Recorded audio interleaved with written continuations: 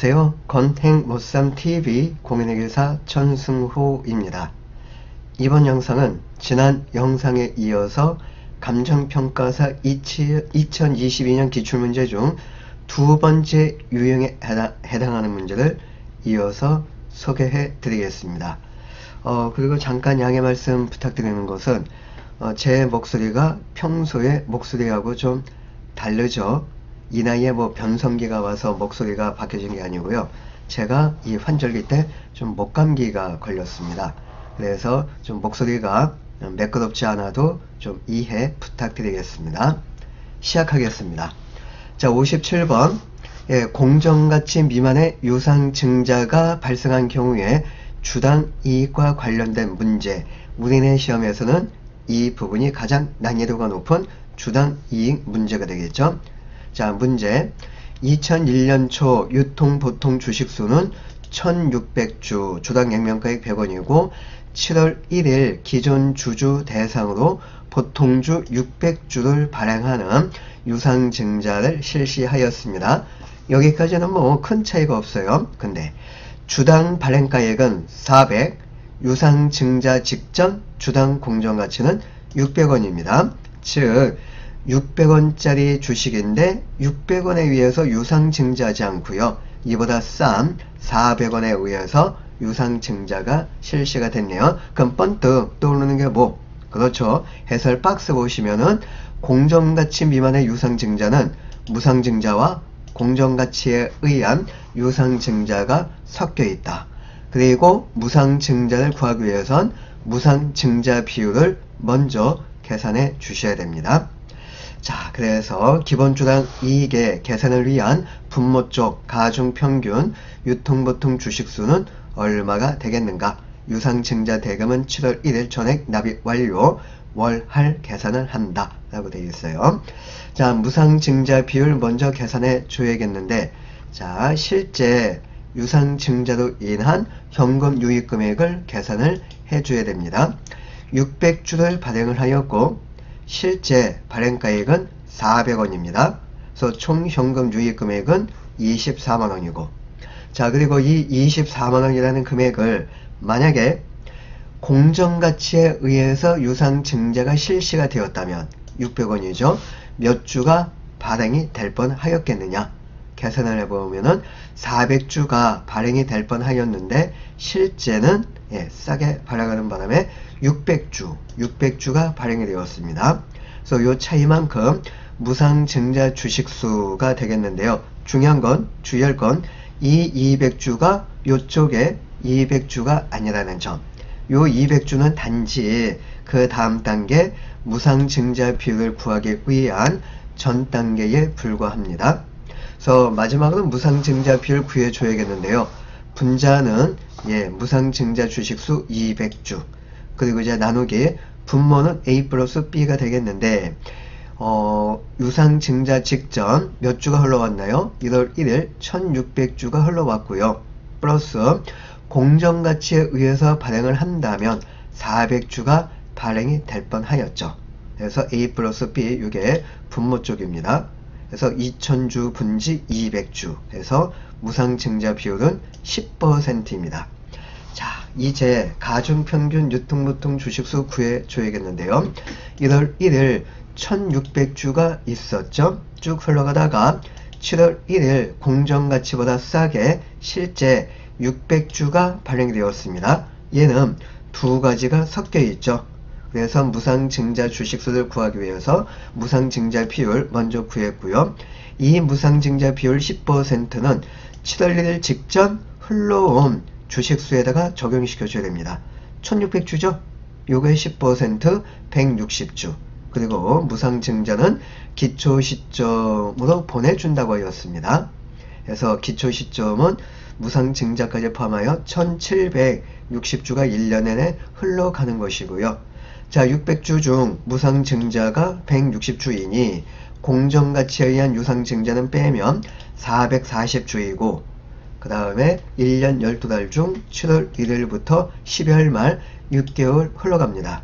그래서 이 부분에 대한 가중평균은 220주입니다. 그래서 토탈 가중평균 유통보통 주식수는 1760주에다가 220주 더한 1980주입니다. 그래서 정답은 4번이 정답이 되겠네요. 자, 다음번 문제는 주식기준보상거래 스탁옵션과 관련된 문제가 되겠는데요. 문제 읽어보죠. 2001년 초 부여일로부터 3년에 용역제공 조건 직원 50명에게 각각 주식선택권 10개를 부여 주식선택권 1개당 공정가치는 1000원 추정이 되었고요. 매년 말 추정된 주식선택권 공정가치는 다음과 같다. 그런데 주식기준보상거래, 주식결제용 주식기준보상거래에 있어서는 이 주식선택권의 공정가치 변동분은 반영하지 않는다고 하였죠. 자, 주식선택권 1개당 한 주의 주식을 부여받을 수 있고 3년간 행사 가능합니다. 자, 그 다음 2001년 말, 2002년 말 가득기간 중 3년 중 직원 퇴사율을 각각 25%, 28% 추정, 실제 퇴사한 직원은 각각 2001년도에 10명, 2002년도에 2명입니다. 2003년 말, 이게 중요한 정보죠. 주식 선택권을 가득한 직원은 총 35명입니다. 그리고 이제 그 다음 연도 초 가득한 종업원 35명 중 60%가 주식 선택권 전략 행사했을 경우, 자, 결국엔 자본 증가액은 얼마냐?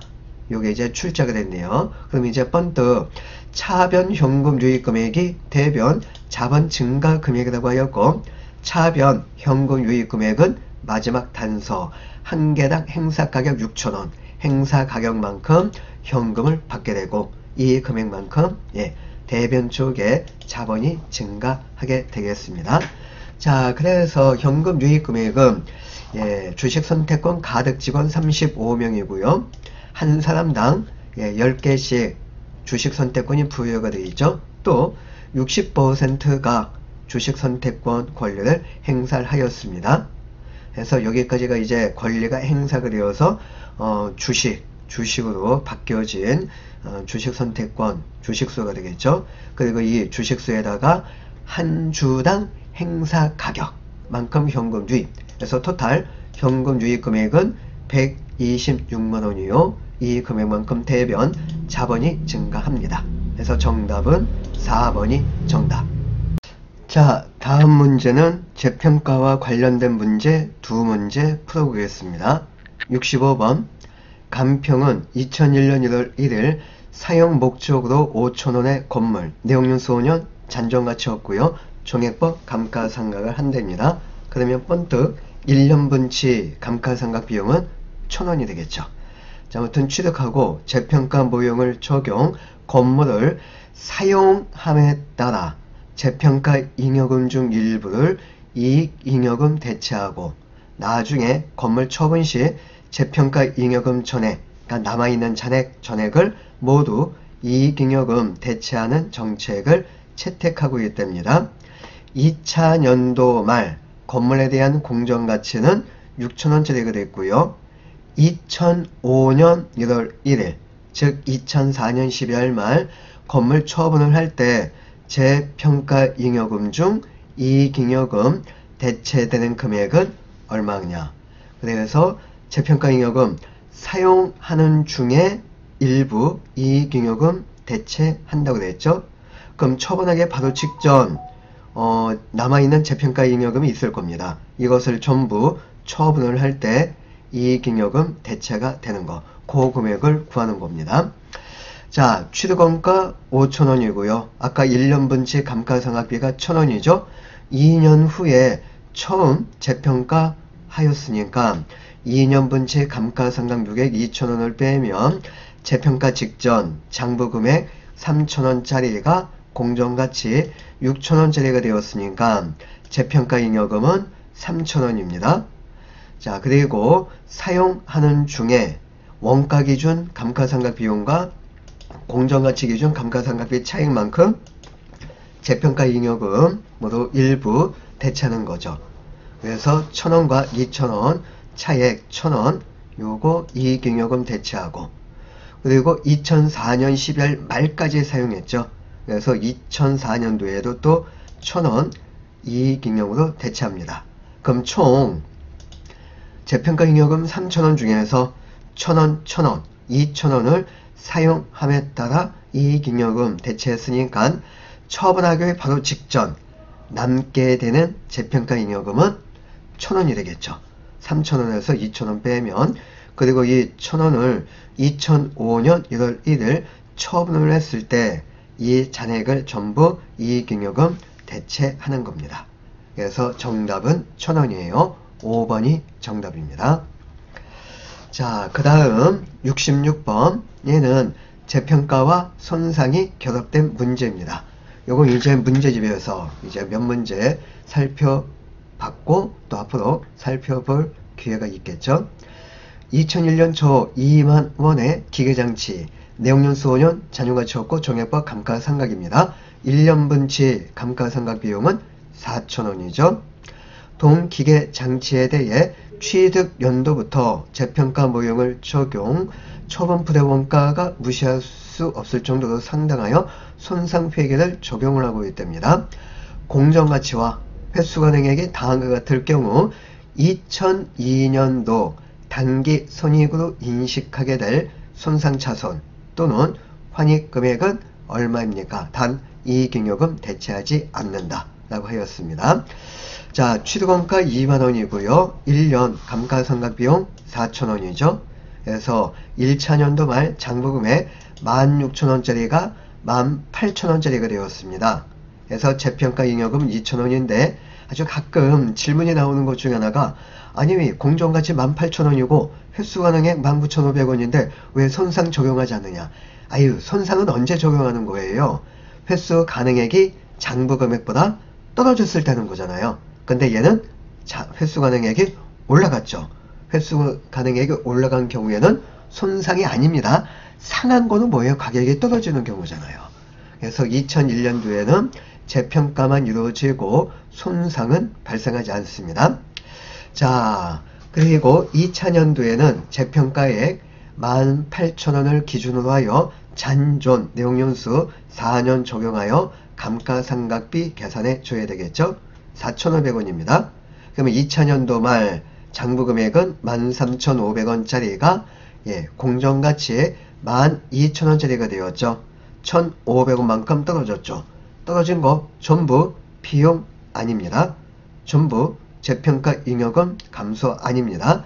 작년도에 인식된 재평가잉여금을 함부로 하여서 먼저 얘를 감소를 시키게 되겠죠. 근데 하락한 금액은 1,500원 뿐이 안 되는데 작년도 말 재평가잉여금은 2,000원이죠. 많죠. 그래서 2,000원 중 1,500원만 퉁쳐가지고 없애준다면 아직은 재평가잉여금이 500원이 잔액으로서 남게 되겠습니다. 그리고 이때는 공정가치, 즉 요게 장부에 올라가는 금액이죠. 재평가 모형을 적용했으니까 12,000원짜리가 11,000원짜리가 되었죠. 이렇게 횟수 가능액이 떨어졌을 때 손상, 차손을 인식하는데 12,000원짜리가 11,000원짜리가 됐다고 하여서 1,000원 전부 단기 손익으로 인식할 손상 차손이 아니고요.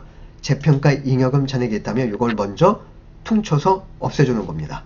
그래서 1,000원 중 500원을 없애준다면 나머지 잔액 500원만 단기 손익으로 인식할 손상 차손 금액이 되겠습니다.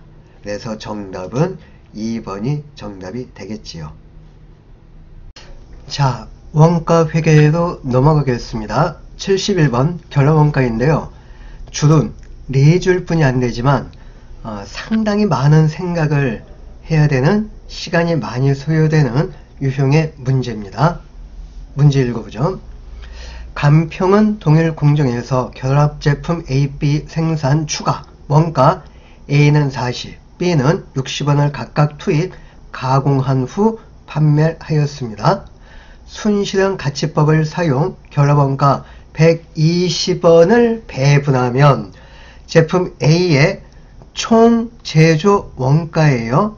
배분된 결합원가가 아니고 총 제조 원가는 70원이며 매출 총이익률, A의 매출 총이익률은 30%입니다. 이때 제품 B의 매출 총이익률은 몇 %가 되겠느냐? 자, 매출총이익률은 매출액 분지 매출총이익이죠. 그리고 매출총이익은 결합원가에 있어서 매출액에서 총제조원가를 빼는데, 이 경우 총제조원가라는 것은 배분된 결합원가에다가 추가 가공원가를 더한 겁니다. 자, 그래서 이제 이걸 구하기 위해서 이제 A쪽 자료가 먼저 주어졌잖아요. 요 자료를 활용을 한번 해봅니다. 자, 제품 A에 총 제조원가 70원 주어졌는데, 얘는 결합원가 중 배분된 결합원가에다가 추가 가공원가를 더한 금액이죠. A에 추가 가공원가 40원이 먼저 주어졌네요. 그래서 요 차액 30원이 A에 배분된 결합원가임을 알 수 있습니다.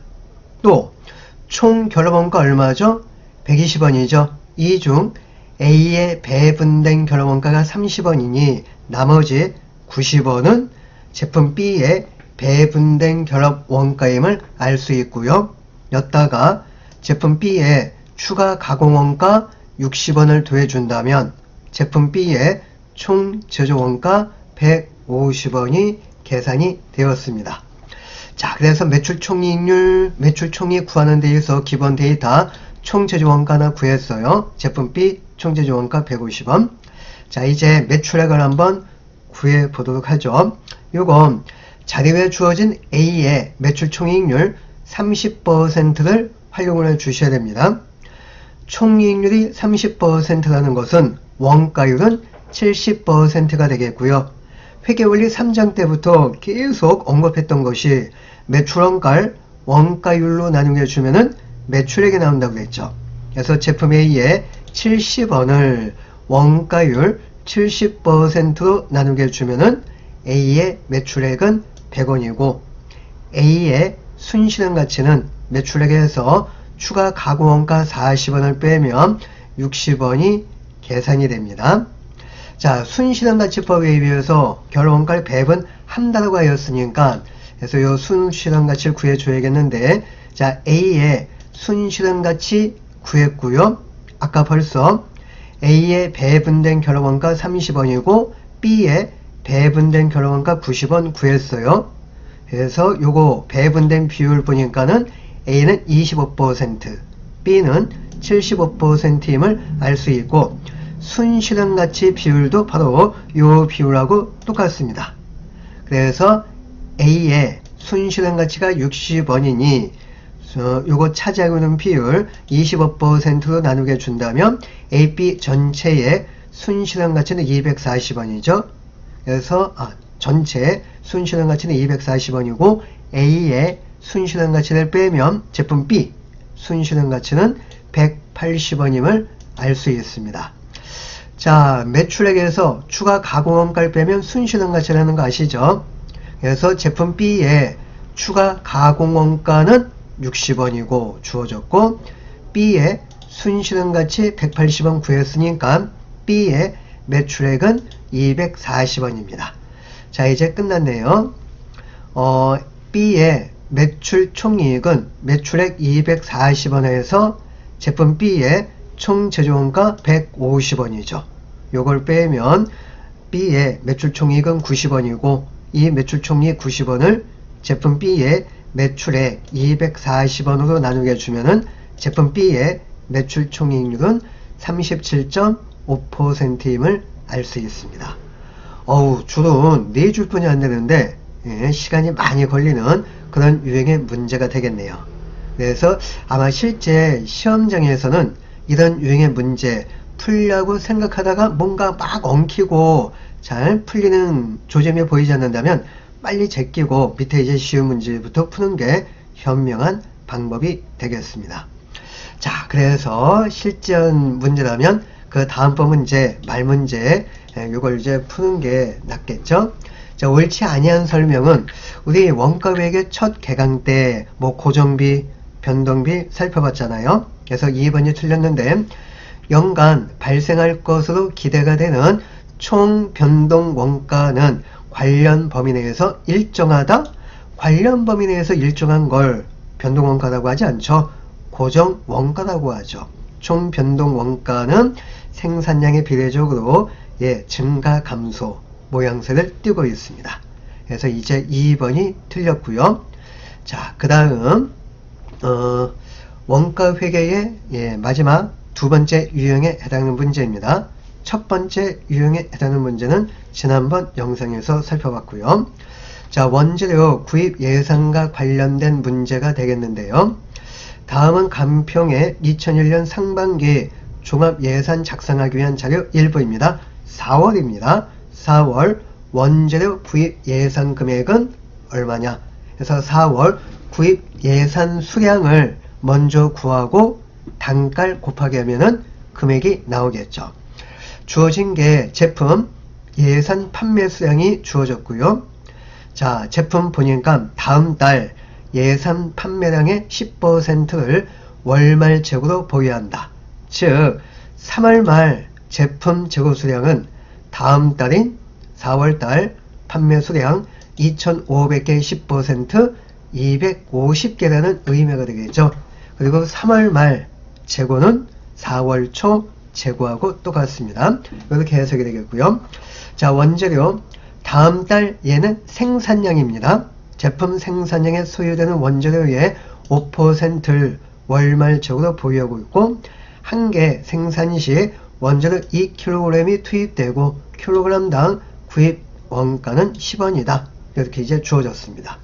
자, 4월달 원재료 구입 예산 금액이 출적되었으니까 먼저 제품 생산 수량을 먼저 구해줘야 돼요.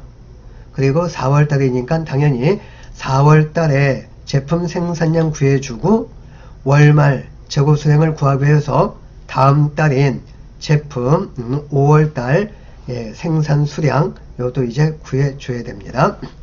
자, 여기 이제 주어진 걸 보니까 판매 수량이 먼저 주어졌죠. 4월달 2,500개, 5월달 2,400개가 되겠고, 이제 그 전달 말 제품 재고 수량은 그 다음 달 예산 판매 수량의 10%로 가였으니까 3월 말 제품 재고 수량은 4월달 판매 수량 2,500개의 10% 250개가 되겠고요. 4월 말 제품 재고 수량은 다음 달 5월달 판매 수량 2,400개의 10% 240개가 되겠죠.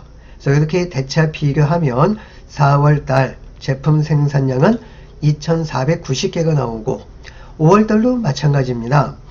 자, 5월 말 제품 재고 수량은 다음 달인 6월달 2,700개 10% 270개가 되겠죠. 그래서 얘도 대차 비교에 비해서 5월달 제품 생산량은 2,430개입니다. 자, 이제 4월달 원재료 수량으로 한번 넘어가 보죠. 자, 4월달 생산 수량이 2,490개가 되겠죠. 요거에 2kg의 원재료가 투입된답니다. 그래서 곱하기 2kg 해주면은 4월달 제품 생산 시 투입되는 원재료 투입량은 4,980kg이 되겠고, 요거에 5%가 3월 말 원재료 재고 수량이 되겠죠. 그럼 249kg이 되겠고요. 4월 말 원재료 재고 수량도 마찬가지입니다. 자, 여기 이제 밑에 설명이 되고 있는데요. 5월달 생산 수량 2,430개가 되겠고요. 한 개당 2kg 원재료가 투입되고 요거의 5%가 4월 말 원재료 재고 수량이 되겠습니다. 그래서 243kg. 그래서 요것도 역시 대차 비교하면은 4월달 원재료 구입 수량은 4,974kg이 되겠고요. 요거의 킬로그램당 단가는 10원이죠. 그래서 4월달 원재료 구입 예산 금액은 49,740원이 되겠습니다. 그래서 정답은 1번이 되겠어요. 자, 이렇게 해가지고 지난번 영상에서는 간평 2022년 기출문제 중 첫 번째 유형에 해당하는 문제 살펴봤고요. 또 두 번째 유형 중 요건 끊어가지고 반은 지난 영상에 또 올려놨고요. 나머지 반을 이번 영상에서 마지막으로 올려드렸습니다. 자, 아무튼 이 1, 2, 3전법이 예, 실제 시험장에서 아주 유효하게 적중할 수 있는 아주 최전략 수단이 되니까 이걸 몸에 배이게끔 하셔가지고 예, 여러분들 내년도 시험에서는 다들 합격하시기를 예, 바라겠습니다. 마지막 부분까지 시청해 주셔서 감사합니다.